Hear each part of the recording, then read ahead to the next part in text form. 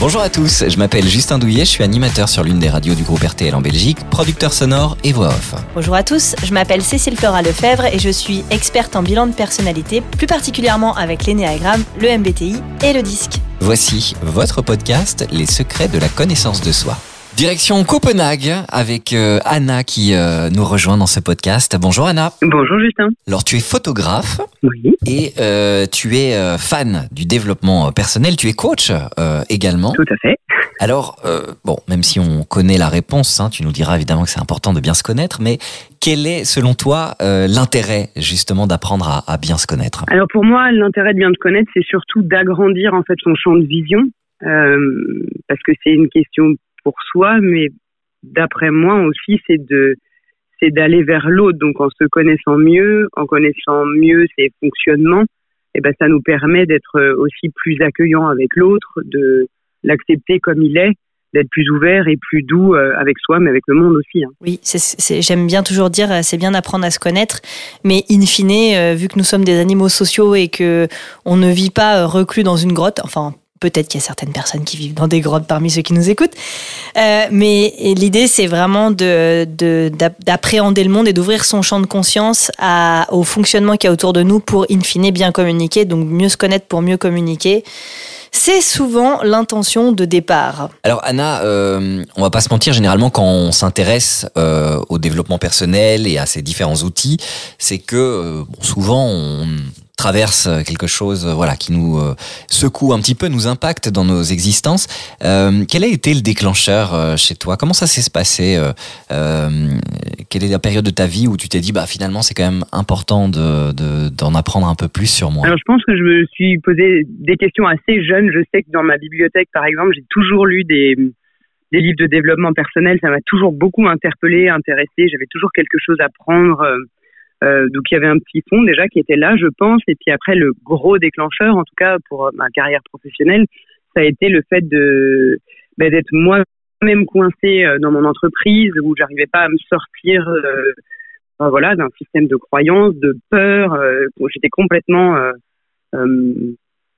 bloquée, j'allais dire, c'est la sensation qui me vient, quoi. Je j'arrivais plus à avancer, je savais pas par quel bout prendre les choses, j'étais coincée, et donc là moi je me suis moi-même fait accompagner. Et j'ai eu l'impression de passer d'une marche ou d'une révélation à l'autre, d'une prise de conscience à l'autre, qui m'a fait aller à un point où je pensais que je n'irais jamais, que j'étais pas capable d'aller. Et donc pour moi, ça a été un véritable déclencheur et une ouverture d'un monde qui m'a animée et qui m'a jamais quittée depuis. D'ailleurs. Très souvent, en fait, quand on a envie d'aller quelque part et qu'on n'y va pas, c'est qu'on se bloque sur le comment. Et tant qu'on est bloqué sur le comment et que ça vient pas, on va pas aller se poser la question qui serait très utile pourtant, c'est le pourquoi. Pourquoi en 2 mots en fait, qu'est-ce qui m'anime, quelles sont mes valeurs, qu'est-ce que j'ai envie de faire, pourquoi j'ai envie de le faire. Et le comment, il vient souvent dans un second temps. C'est pour ça que là tu parles d'un accompagnement.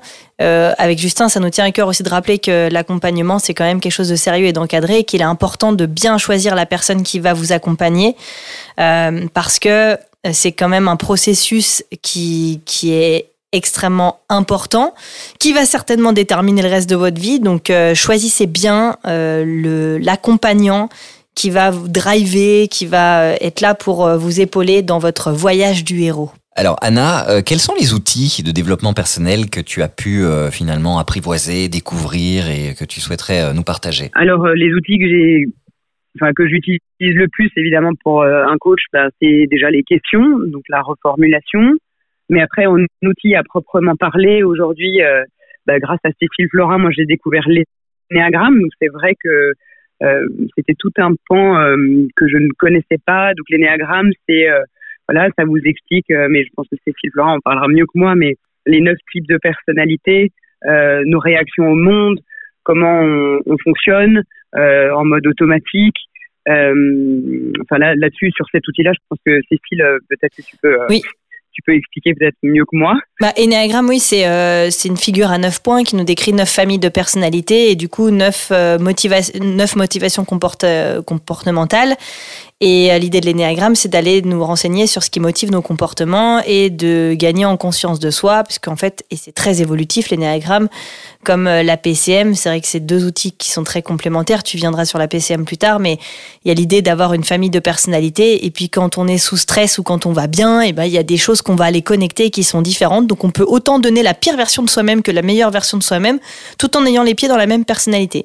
Et c'est en ça que c'est des outils qui sont vraiment très riches parce que c'est très évolutif et ça nous permet aussi d'obtenir des clés pour évoluer et puis se découvrir et se transformer. Donc voilà, est-ce que ma définition te convient, Anna? Ouais, ta définition me convient et c'est vrai que tu as parlé de PCM, moi c'est un outil que j'utilise vraiment énormément avec mes coachés et je trouve que donc la PCM c'est un outil qui a été développé par un Américain dans les années 70. C'est des questionnaires de personnalité qui sont utilisés encore aujourd'hui pour les personnes à la NASA. En fait, parce que c'est un outil qui permet de comprendre son mécanisme, notre manière de fonctionner, nos modes de communication, nos fonctionnements sous stress. Et on peut imaginer que quand on est dans une navette spatiale, etc., on peut avoir des moments où effectivement c'est compliqué. Et du coup, comment on va gérer, comment on va interagir avec les autres. Et la PCM, elle a de ça qui est extrêmement puissant, c'est de connaître son mécanisme d'échec, donc son fonctionnement sous stress. Et donc, et de pouvoir, de facto, l'anticiper, ce qui est juste absolument fabuleux. C'est-à-dire que quand on commence à bien appréhender ce modèle-là, c'est-à-dire qu'on connaît, on a des signaux d'alarme un peu, on a plusieurs niveaux, et quand on sait comment on fonctionne, on voit son niveau 1, avec son observateur intérieur, on peut se dire, oula, attention, en fait, je sais ce qui va m'arriver si je ne traite pas cette information maintenant, et que je continue, et on connaît son comportement sous stress. Et en général, c'est ce que disait Cécile Flora, c'est-à-dire qu'on a des très beaux côtés quand tout va bien, et puis quand on est sous stress, on est tous à la même enseigne à ce moment-là, et c'est extrêmement, ça peut être beaucoup plus compliqué. Et donc, là, en tout cas, la PCM, moi, c'est un outil que j'aime beaucoup parce qu'elle permet ça, et elle permet même, grâce à la communication derrière, de dire attention, en fait, là, je sens que je suis pas OK, de prévenir les gens autour de soi, de prendre le temps nécessaire pour se recentrer, et du coup, pour être mieux avec soi et du coup mieux avec les autres. Et je trouve que c'est vraiment un outil, moi que j'aime énormément et qui a eu des effets, très, je vais mettre des gros guillemets, mais waouh aussi pour certains de mes coachés, vraiment. C'est toujours impressionnant, moi qui accompagne des gens tous les jours avec l'énéagramme, je me rends compte que c'est même un outil qui permet de gérer son stress et ses émotions, parce que ça permet d'aider à identifier nos sources de stress et à développer des stratégies pour mieux gérer nos émotions. De dire, ok, en fait, la colère, qu'est-ce qu'elle m'indique quand je suis un profil, je sais pas moi, très très rouge, ou que j'ai vraiment, je diabolise la colère, parce que dans notre société, il y a les émotions négatives, les émotions positives, il y a cette valorisation à tout ce qui va être très mental, à l'analyse, etc. Et on en oublie d'expliquer que toutes les émotions sont des indicateurs, qu'elles nous indiquent des choses et qu'elles ont une intelligence. Tous nos comportements, toutes nos manières de fonctionner, même aussi délétères soient-elles, même l'autosabotage a une intelligence. Tous ces comportements ont une intelligence. Ils vont nous protéger ou ils vont nous éviter certaines choses qu'on n'a pas envie d'aller vivre. Il y a des gens qui vont s'auto-saboter parce qu'ils ont peur de leur propre lumière, parce qu'ils ont certaines loyautés vis-à-vis de leurs parents. Et en fait, d'aller mettre ça en lumière, d'aller mettre ça au jour, c'est extrêmement important parce que, in fine, tout ça nous permet de regagner en liberté dans notre manière d'interagir, dans le choix qu'on va faire pour notre carrière, avec nos enfants, avec notre conjoint, le métier qu'on va choisir, ou les collaborateurs qu'on va choisir, et c'est de regagner en liberté. Et moi, je trouve que c'est beau. C'est pour ça que pour ceux qui nous écoutent, on parle de différents outils pour que vous voyez que finalement, tous ces outils, ils ont un seul et même but, c'est de retrouver la liberté d'agir avec une totale confiance et conscience de ce qui a été et pourquoi ça a été, et de ce qui ne doit plus être et de ce qu'on a envie de mettre en place. Et pour ça, le coaching, c'est très important et c'est super chouette. C'est d'aller voir, ok, maintenant, où est-ce qu'on va, comment on y va, qu'est-ce qu'on met en place. Et là, tu mets le doigt vraiment sur quelque chose qui est vraiment essentiel pour moi, c'est la question de l'interprétation des émotions pour les personnes, quelles qu'elles soient. C'est-à-dire qu'effectivement, souvent, la colère est extrêmement mal perçue. Et pourtant, c'est intéressant de se poser la question de pourquoi la colère est là et qu'est-ce qu'elle permet. En fait, la colère, elle permet de dire que c'est stop, elle permet de se respecter aussi. si elle est canalisée correctement, la colère, elle peut être extrêmement bien utilisée. Et puis de voir aussi que derrière certains de nos comportements ou certaines de nos émotions, c'est pas d'ailleurs certains, c'est derrière nos émotions et nos comportements qu'on peut juger négatifs, il y a des intentions positives, il y a une raison pour laquelle on fait les choses. Et c'est d'aller creuser ça. Et ces outils, ils permettent vraiment d'aller un peu dans le fond et c'est scientifiquement prouvé. La PCM, c'est scientifiquement prouvé aussi. Franchement, c'est vraiment puissant et très, très, très aidant pour avoir aussi un autre regard, je trouve. Alors Anna, tu es coach, on le disait tout à l'heure. Il y a évidemment d'autres outils que tu utilises, notamment la communication non violente. Est-ce que tu peux nous en toucher aussi quelques mots ? Oui, bien sûr. Alors la communication non violente, je me suis formée au démarrage de ma formation de coaching. Moi, j'ai été formée par Thomas Dansembourg, qui lui-même a été formé aux États-Unis.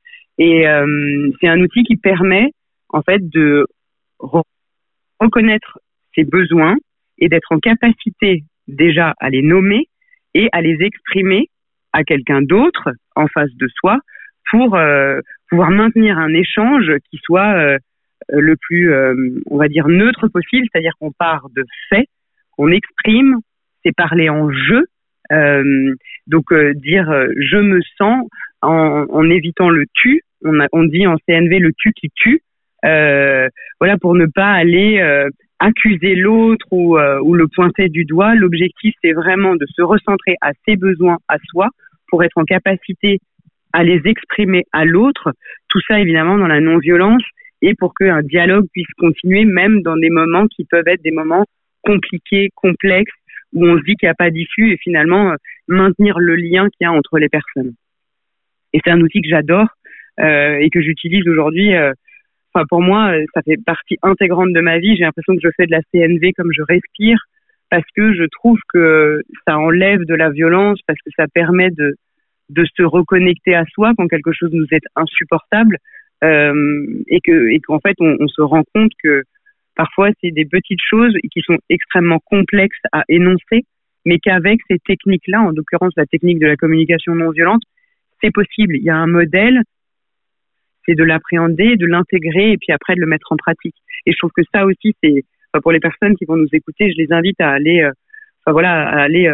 écouter des podcasts, à lire des livres sur la CNV. C'est absolument fabuleux. Honnêtement, c'est un très très bel outil. Dans la gestion d'équipe aussi, notamment. Hein, ça a ouais, très bon résultat là-dessus. Ouais. Complètement. Ouais. Oui, parce qu'en fait, très souvent, au début, on commence par je ne sais pas que je ne sais pas. Donc, je ne sais pas que je ne sais pas communiquer. Après, je sais que je ne sais pas. Je repère qu'effectivement, il y a un trou dans la raquette. J'ai pas la meilleure technique pour communiquer. Puis après, j'apprends une technique. Donc en fait, je suis consciemment compétente. C'est-à-dire que je sais communiquer. Et après, on atteint la dernière étape dont tu as parlé. C'est que je suis inconsciemment compétente. Donc en fait, ça fait partie de ma nouvelle routine. Et quand j'ai un reproche à exprimer comme je le faisais avant, en fait, au lieu de dire tu me saoules avec ton bazar, je dis j'ai besoin d'ordre dans la maison. Et à partir du moment où on parle en je, à partir du moment où on parle de soi, à partir du moment où on parle d'un ressenti, un ressenti est toujours vrai, il n'est pas remis en question. Et l'idée effectivement de la communication non violente, c'est la même chose que l'écoute active et la reformulation dans la PNL, c'est favoriser la compréhension mutuelle, résoudre les conflits de manière plutôt pacifique, et donc ça dans les équipes c'est extrêmement utile, et puis surtout renforcer les relations. Et on en a bien besoin parce que en fait c'est des choses qu'on n'a pas appris dès tout petit, de parler en termes de besoins. J'ai besoin de calme, j'ai besoin qu'on me dise ça, ou j'ai envie de ça. Et on va reprocher à l'autre de ne pas être comme on aimerait qu'il soit sans qu'on lui ait dit parce qu'on aurait aimé qu'il devine.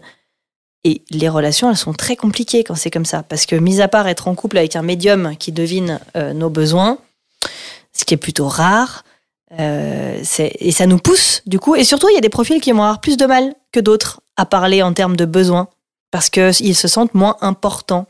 Donc ça va être plus challengeant. Alors il y a aussi l'outil du disque ou le profil Nova, c'est ça ? Tu souhaites nous en parler ? Je pense que c'est assez frais pour toi ça, non ? Tu es en train de découvrir tout ça. Oui, c'est frais parce que je suis en pleine formation, tout à fait. Et du coup c'est vrai que c'est un outil, alors le profil Nova intègre le disque dedans, donc le disque c'est un outil d'évolution psychologique qui détermine les types psychologiques des personnes, donc c'est coupé en 4 souvent c'est présenté en un cercle qui donc le disque avec des couleurs. Le D c'est pour le dominant.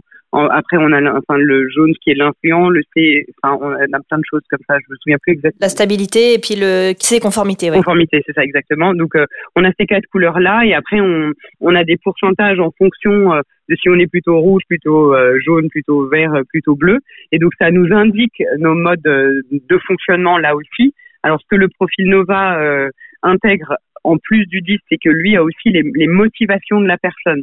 Donc c'est quand même intéressant de voir nos fonctionnements couplés au fait de connaître nos motivations.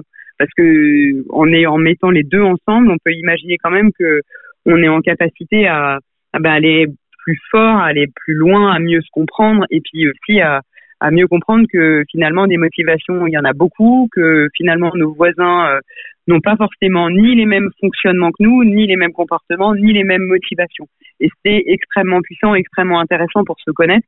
Et tu parlais, Justin, tout à l'heure des fonctionnements en équipe. C'est des outils extrêmement puissants en équipe parce que souvent, Cécile Flora disait tout à l'heure, effectivement, pour parler à quelqu'un, on imagine que l'autre en face de nous, même si c'est notre mari qui vit avec nous depuis 20 ans, il va comprendre ce qu'on lui dit ou ce qu'on ne dit pas. Sauf qu'en fait, personne ne peut comprendre ce qu'on n'énonce pas verbalement. En fait, quelque chose qui n'est pas énoncé n'est pas une demande. Donc, cet outil-là aussi, il permet ça, de dire, voilà, moi, aujourd'hui, ce qui me motive, c'est ça. Voilà, ce qui est important pour moi, c'est de remettre au centre toujours des choses qui, finalement, ont peut-être été posées de côté, et puis on a un moment donné où on se sent pas extrêmement bien. Et puis, en fait, en faisant ces questionnaires-là, on se rend compte qu'il y a des choses peut-être qui sont manquantes, qu'on devrait un petit peu plus remettre au centre pour se sentir mieux. Et dans le but, encore une fois, voilà, d'agrandir sa vision, de s'ouvrir, et d'accueillir, tout simplement. Oui, puis le disque qui va faire partie des outils qui sont très utilisés en entreprise. Encore une fois, il y a peut-être parmi ceux qui nous écoutent, il y en a qui l'ont subi, le disque en entreprise, parce que malheureusement, il y a des personnes à qui ces stages sont imposés. Ils sont aussi parfois subis par des formateurs qui sont plus ou moins... Des fois, on n'a juste pas le feeling avec le formateur, c'est comme ça. Ou des fois, c'est peut-être pas le moment. Ou des fois, ça nous a été présenté à un moment donné où on n'avait pas forcément envie de se révéler auprès de ses collègues ou dans son équipe, où on était un peu suspicieux de se dire à quoi ça va servir tout ça. Et chose que je comprends, que j'ai beaucoup vu en entreprise, c'est pour ça que ça doit rester une démarche personnelle. Ne poussez pas votre conjoint, vos enfants... vos amis à aller faire ça, vous pouvez le suggérer, vous pouvez envoyer un podcast, mais il faut vraiment que ça reste un choix personnel et une démarche personnelle à un moment donné où vous le sentez. C'est comme dire à quelqu'un arrête de fumer, c'est dangereux. Il le fera au moment où il aura un déclic, au moment où il va se passer quelque chose sur le plan émotionnel. Et effectivement, le disque, il est très utilisé en entreprise, très utilisé aussi pour l'orientation. Il est, on va dire, beaucoup plus factuel. Si on compare à l'énéagramme et à Processcom, qui sont des outils psychospirituels où on va plus loin, le disque, on est sur quelque chose qui est facile d'accès, facile à comprendre, facile d'utilisation. Donc c'est pour ça qu'il est largement utilisé. Et effectivement, on peut aller faire de l'orientation avec le MBTI ou avec le disque de manière beaucoup plus aisée qu'avec l'énéagramme. Et ils servent, on va dire, des choses différentes. Et là, je trouve que tu soulèves un point qui est essentiel. Et pour l'avoir vécu de ce point dont tu parles exactement, c'est vraiment essentiel effectivement que ça vienne de la personne. Et moi, je sais que quand je fais passer ces outils-là, j'ai vraiment un échange très profond avant avec les personnes qui vont passer le questionnaire, parce que moi-même, en entreprise, à un moment donné, on m'a fait passer un questionnaire et j'étais dans une optique vraiment, j'avais un job que j'avais vraiment envie d'avoir, c'est un job de manager, donc j'avais une envie très très poussée. Donc en passant le questionnaire, je me souviens de me dire oh mais ça je le veux, en fait, donc du coup je veux être comme ça, donc du coup je l'ai passé dans cette mentalité là. Et je me souviens que quand on m'a appelé pour me débriefer, la personne m'a dit mais en fait heureusement que je te connais, parce que là on m'a dit que en gros t'es que du rouge, tu vas aller avancer, il manque d'harmonie, de choses comme ça. Elle me dit mais je sais, en plus tu viens d'avoir un enfant, donc c'était possiblement pas le moment où il fallait le passer. Je l'avais passé à la maternité, le questionnaire, le truc, tout ce qu'il faut pas faire, et que dans un optique juste un optique ou un pan de ma vie. Ces questionnaires-là, en fait, l'intérêt, je trouve qu'ils ont, que ça soit l'énéagramme, le 10, peu importe lesquels, c'est d'être acteur, d'avoir envie de se découvrir et surtout de parler de soi dans sa globalité, de pas prendre un pan, parce que sinon c'est faussé.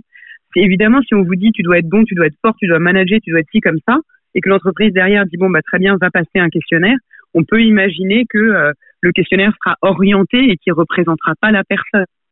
Donc encore une fois, c'est un outil qui vient de nous, qu'on a envie d'appréhender, qu'on a envie d'aller travailler. Et souvent, pour moi, ça ne sont que des excuses à mieux se connaître ou à comprendre des modes de fonctionnement.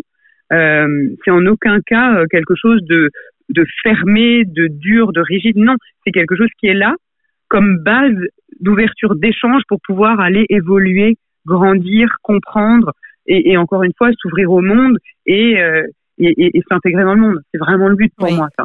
Et puis surtout, ce qui souvent est très marquant, c'est que moi j'ai souvent entendu, alors je sais pas toi de ton côté, ah là là, mais je pensais que tout le monde fonctionnait de la même manière. Ou y a des gens, je les comprenais vraiment pas. Puis là aujourd'hui, ça va drastiquement changer ma manière de communiquer avec eux parce que j'ai compris ce qu'il y avait dans les coulisses. Donc ça va amener aussi tout ce qui est de l'ordre de la compassion, une curiosité aussi plus grande pour tiens c'est marrant, ouais ça je vois qu'elle fonctionne plutôt comme ci, plutôt comme ça. Et donc moi j'aime bien la métaphore de la langue en disant mais quand on va en Espagne, on n'a pas besoin de parler parfaitement espagnol. Néanmoins, si on baragouine 2-3 mots d'espagnol et qu'on fait un pas vers l'autre et qu'on lui montre qu'on fait un effort pour essayer de le comprendre et pour essayer d'entamer une conversation, déjà en fait on lui témoigne de la reconnaissance et un certain respect et un certain intérêt, et la personne va avoir naturellement envie de continuer la communication, de faire un effort, de parler plus lentement, ou peut-être même aussi de faire un pas dans notre langue en disant ah where are you from, ah vous êtes français, d'accord, ok, et de donner 2-3 mots dans notre langue, et ça nous fait toujours sourire. Parce que tout d'un coup, on se sent considéré. Et la considération, c'est une des premières choses dans la communication qui est extrêmement importante. C'est je te reconnais pour qui tu es et je fais un pas vers toi. Et du coup, à partir du moment où je te donnais de la considération, on rentre sur le côté un peu plus émotionnel. Derrière, ça fonctionne. Ça fonctionne toujours. Et on n'aurait pas idée d'aller dans un pays en disant mais ces connards d'Italiens, ils parlent pas français, quoi. Ça nous semble évident qu'il va falloir qu'on trouve un moyen de communiquer avec eux. Et ça doit être pareil entre nous. L'idée n'étant pas de se transformer ou de se changer.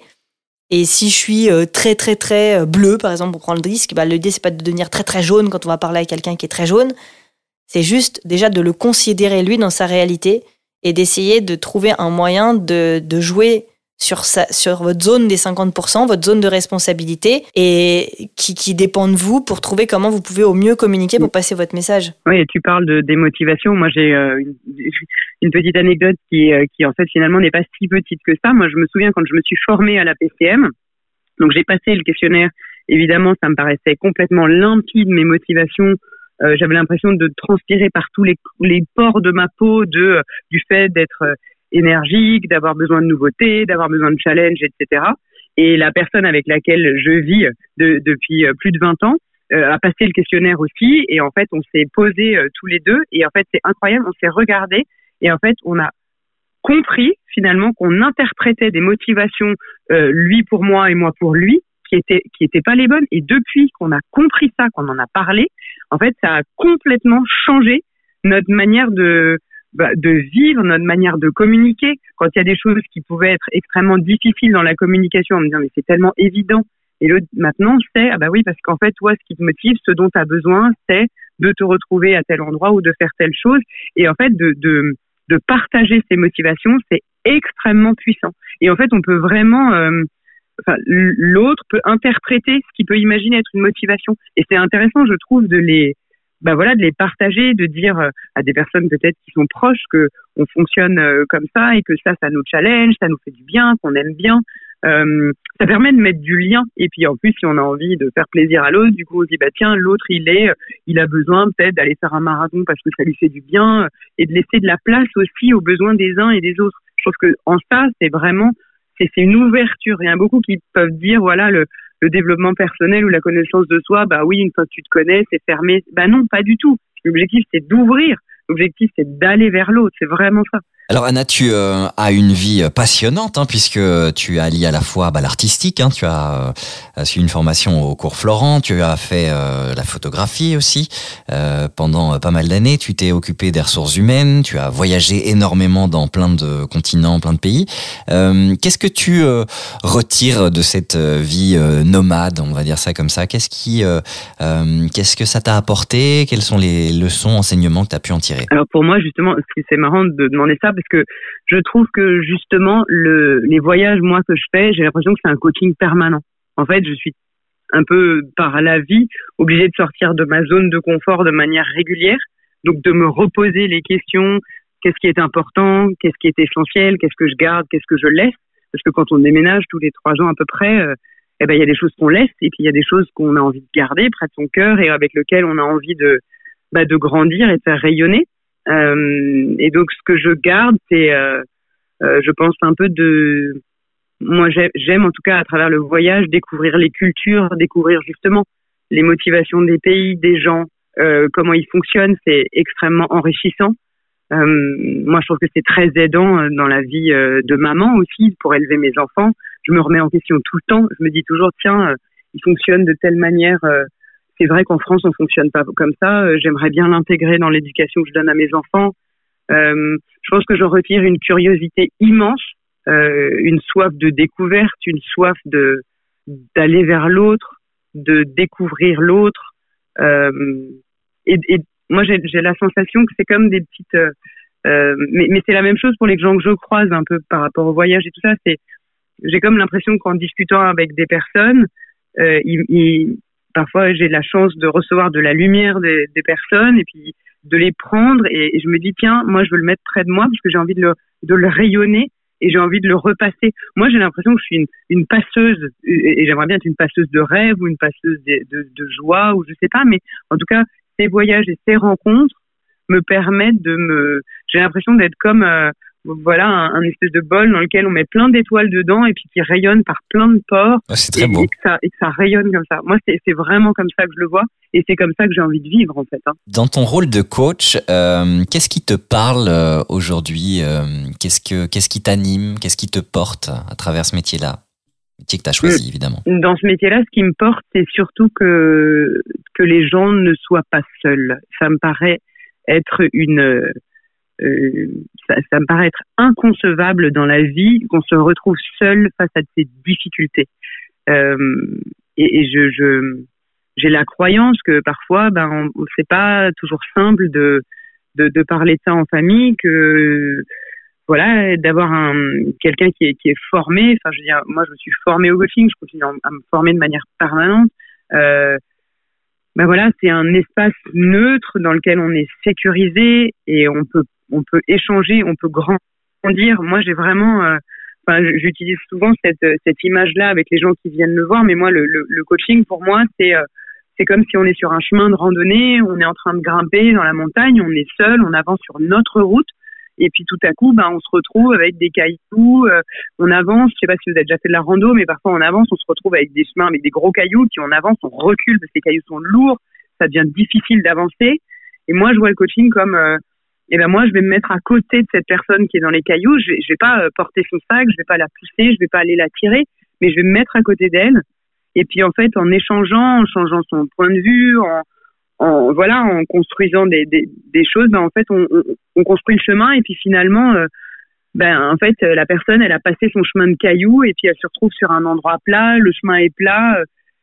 Ça y est, on est dans une prairie, il y a des fleurs et la personne, elle a plus besoin de moi. Je peux repartir et elle a passé, si elle regarde derrière elle, elle a passé son moment difficile. Et pour moi, le coaching, c'est ça, c'est d'être à côté de la personne qui passe un moment qui est complexe, dans lequel elle se débat, et d'être un soutien, d'être une écoute, et un réconfort, tout en restant neutre et en ne faisant pas à la place de l'autre. Le coaché, il est le meilleur maître de sa vie, et c'est lui qui a les solutions en lui. Et c'est juste, ça permet de le révéler. Et de révéler, on parlait tout à l'heure de cette lumière, pour moi, et en plus je fais de la photo, je veux dire, le coaching, c'est aussi un révélateur. C'est comme d'être dans une chambre noire de photo. Pour moi, c'est la même chose. C'est, on va faire quelque chose ensemble, et quand tout à coup, en fait, le négatif va passer dans la chambre, et ben en fait la lumière va repasser à travers. Et en fait pour moi c'est vraiment ça, c'est dire voilà, tout ça c'est là, ça ne demande qu'à être révélé et ça permet à la personne de se révéler tout simplement. Franchement c'est pour ça que je fais ce métier-là. Ça me touche beaucoup ce que tu partages parce qu'effectivement faisant aussi de l'accompagnement, je trouve que c'est tellement miraculeux, merveilleux, incroyable de voir les personnes se transformer. Et je ne sais pas si tu as remarqué de ton côté, mais souvent, c'est ceux qui partent de plus loin, mais même en formation, ceux qui partent avec les plus gros a priori ou qui arrivent parfois le plus mal, qui ont les plus belles transformations. Parce que souvent, plus grande est la frustration, plus grande est l'ambition derrière et à révéler. Et je pense qu'on a des métiers dans lesquels on peut vraiment mesurer en quelques mois et voir mesurer l'impact que peuvent avoir des bonnes techniques de coaching, utiliser les bons outils, parce qu'une fois en fait on parle des outils, mais c'est des outils qu'on a dans notre besace et s'ils sont bien utilisés et encore une fois si la personne elle est mobilisée, qu'elle y met une intention, qu'elle met son focus, qu'elle a suffisamment d'envie. Clairement, mais ça peut propulser une vie à un autre niveau, ça peut propulser des projets. C'est incroyable. Moi, j'ai eu la chance de me faire coacher et clairement, je regrette absolument pas parce que pour mon changement de vie, je ne me serais pas vue armée pour le faire toute seule. Et donc, merci de partager ça avec tes mots parce que je pense que pour ceux qui nous écoutent et qui ne savent pas tout à fait ce que c'est que le coaching, effectivement, on se concentre sur le présent, sur le futur, on ne fait pas à la place d'eux, mais on va aller révéler à la personne, alors quelque chose, ça peut être un coach qui veut utiliser la CNV, l'énéagramme, peu importe, mais l'idée est toujours la même, c'est aller accompagner la personne à ce qu'elle trouve en elle les réponses, les solutions, et qu'on l'aide à révéler ses valeurs. Donc le travail sur les valeurs il est extrêmement important et qu'on aille lui trouver un pourquoi qui est suffisamment excitant pour que le bénéfice secondaire à y aller il soit suffisamment fort pour qu'on se dise ok d'accord, je peux plus rester dans la vie que j'ai aujourd'hui et hop quoi, j'arrive à passer ce premier cap qu'on connaît dans le voyage du héros. Tiens d'ailleurs Anna, c'est marrant parce que je sais que le voyage du héros tu connais et d'ailleurs c'est grâce à toi dans la formation que ça a pris tu faisais partie d'un programme de formation lié à l'énéagramme où j'avais parlé du voyage du héros et grâce à toi on en a d'ailleurs beaucoup parlé parce que c'est quelque chose qui t'a vraiment touché, parlé. Est-ce que tu veux en parler un petit peu ? Oui, j'ai trouvé que c'était fabuleux. Après, c'est vrai que on a eu une très belle intervention de Bruno Laurent là-dessus, et c'est vrai que moi, c'était quelque chose que je ne connaissais absolument pas en coaching, que j'ai pas utilisé. Je suis pas formée à ça, mais j'ai trouvé que alors Bruno Laurent, il a fait un documentaire. Je sais pas s'il est visible ou comment ça fonctionne aujourd'hui, mais globalement, c'est le voyage du héros, en parlant en quelques mots, mais je pense que il parlerait beaucoup mieux que moi, mais voilà, globalement, il y a 12 étapes.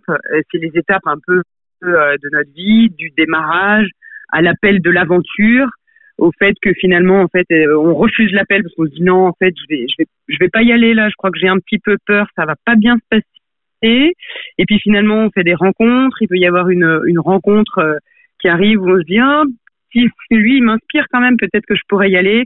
Et puis après on avance dans sa vie, dans son chemin, avec des périodes qui sont on a tous des voyages où on sait bien que quand on est ne serait-ce que juste dans notre vie, on a des moments où on peut avoir un genou à terre, où c'est compliqué. Et puis après on avance quand même, on a des épreuves et puis on retourne après dans la lumière, on va mieux et puis on élargit son champ et on peut avancer. Donc c'est entre le terrain connu, le terrain inconnu, et puis d'être en capacité à avancer, à se révéler. Moi j'ai trouvé que c'était, j'ai une énorme envie d'aller me former avec lui parce que je trouve que c'est extrêmement puissant et je suis certaine que ça doit être un outil extrêmement puissant dans le coaching. Honnêtement. Oui, complètement. En fait, Bruno, d'ailleurs, il fera partie des gens que vous allez entendre sur les podcasts. Donc, il parlera du voyage du héros. Mais en fait, pourquoi on en parle un petit peu comme ça dans tous les podcasts ? C'est parce que tous, même quand on rate son train, on fait un voyage du héros express. Faut savoir que ça nous arrive plusieurs fois par jour. Notre vie est un voyage du héros. C'est vraiment l'appel à l'aventure. Souvent, alors on a des personnes qui vont avoir un appel à l'aventure, l'appel à changer, et puis qui vont être dans le refus de l'appel quasiment toute leur vie. Puis jusqu'à ce qu'il y ait un livre et puis un déclic ou un podcast et quelqu'un qui dise allez vas-y Et donc en fait, il va pousser le héros à passer à l'action, et puis derrière, il va y avoir toutes les épreuves qu'on connaît, des petites épreuves, des moyennes épreuves, jusqu'à l'épreuve suprême où on va aller un peu affronter ses démons, ses peurs, son dragon, pour avoir la récompense finale et enfin revenir au village en ayant tiré les enseignements de tout ce qui s'est passé. Ça, on peut le vivre quand on divorce, quand on se sépare, quand on change de job, quand on vit un deuil, quand on rate son train, peu importe. Et c'est intéressant parce que c'est ce qui est utilisé dans les dessins animés, dans les films, pour raconter les grandes épopées. Et finalement, pourquoi on s'identifie et pourquoi ça nous parle, c'est parce qu'on a tous vécu déjà ces étapes-là. Et parfois, on fait des boucles sur certaines étapes. On revient en arrière, on n'arrive pas. C'est pour ça que se faire accompagner, c'est extrêmement important. Parfois, peut-être que toi, en tant que photographe, tu as été la mentor d'une personne qui venait seulement pour une photo. Et puis tout d'un coup, en fait, tu vas dire la parole ou tu vas lui laisser un espace dans lequel il va se livrer et du coup, tu vas lui permettre de passer cette étape-là. Ça, c'est sûr. Et c'est le fait aussi, je trouve, c'est ce qu'on appelle aussi en coaching les permissions. C'est-à-dire que parfois, des gens s'interdisent des choses et le fait de, sans s'en rendre compte, parfois, on leur donne des permissions et la personne, en fait, est débloquée derrière ça. Elle se dit, en fait, on a reçu des injonctions quand on était jeune, etc., ou même moins jeune, dans le travail, peu importe, qu'on a ancré en nous comme des croyances, et puis tout à coup, quelqu'un nous donne une permission, et on se dit, mais en fait, peut-être que c'est possible. Dans notre voyage du héros à nous, on était peut-être complètement bloqués, et paf, en fait, on arrive à aller à l'étape d'après, et honnêtement, ça a l'air extrêmement puissant. Et c'est vrai qu'on est chacun le héros de notre voyage, et que le voyage est beau, quoi. Merci beaucoup. Anna, pour ton partage. Et puis, mot de la fin pour Cécile. Le mot de la fin pour Cécile. Mais moi, Anna, je voulais juste te poser une petite question. Non, c'est qui n'est pas une question d'ailleurs. C'est qu'est-ce que tu pourrais juste dire à quelqu'un qui nous écouterait et qui se dit, moi, je me suis reconnue, je suis peut-être en train de patauger un peu dans la semoule et qui nous écoute tous les trois. Qu'est-ce que tu auras envie de lui dire? Qu'il est sûrement dans son voyage du héros, mais que c'est un héros déjà, et que parfois la vie peut être extrêmement difficile avec nous, qu'on peut traverser des moments où on a l'impression qu'on ne va pas s'en sortir, que c'est dur, que c'est lourd, cette espèce de croyance que finalement on passe d'un truc difficile à un autre. Et moi je crois profondément, et c'est vraiment, mais c'est ancré en moi, je crois et je suis sûre qu'après même un incendie de forêt avec une forêt ravagée, quand tout est noir et en cendre, en fait, sous la cendre, il peut y avoir en fait des petites pousses vertes qui poussent. Et donc en fait, à un moment donné, on sort de sa difficulté. Est-ce que c'est un mentor? Est-ce que c'est quelqu'un qui va vous aider? Est-ce que vous avez envie de faire un coaching ou juste en fait envie d'aller parler avec quelqu'un? À un moment donné, les périodes complexes, elles portent du fruit. C'est que c'est dur. Et de se dire c'est pas je suis pas dans la positive attitude à tout prix, parce que je crois pas à ça, mais je crois que qu'avec le temps, qu'avec la possibilité de regarder ce qui existe peut-être un peu de différemment, en changeant un peu de point de vue, et en fait sous la cendre, il peut y avoir de belles pousses et de belles fleurs qui arrivent derrière ça. Vraiment. D'accord avec toi. Le fameux cadeau caché. Le cadeau caché. Ok, merci beaucoup pour ton témoignage. Si vous voulez me contacter pour réaliser un bilan de personnalité ou suivre l'un de mes programmes, rendez-vous sur www.cecileflora.com. Sur mes réseaux Instagram, vous me trouverez sous le nom cecileflora.enneagramme ou encore sur Facebook dans le groupe Cécile Flora fait de l'ennéagramme.